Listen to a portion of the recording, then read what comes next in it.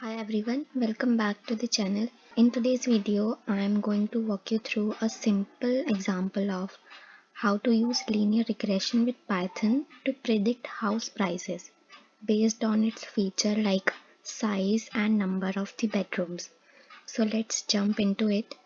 I'm using a Jupyter Notebook to run this code, and here is how we start. First is we need to import few libraries to get started.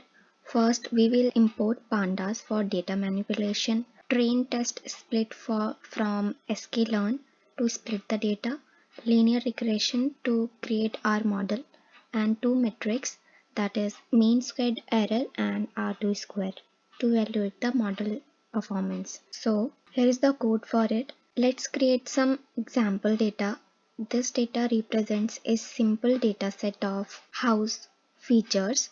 The columns are size, which is the size of the house in square feet, and second is bedrooms, the number of bedrooms, and the price. The price of house is in lakhs. So here is the data, how it looks, you can see. Now we define our features and target variables. The feature are the columns, size, and bedrooms, which help us to predict the target value, which is price. So here is how we define them. The next step is to split the data into training and test sets. We will use train test split to randomly split the data using 80% for training. I used 40% here. I should do this 20. Yeah, so using 80% for training and 20% for testing. We set a random state to ensure the results are reproducible. Now, next step is we have our data split. It's time to train the model.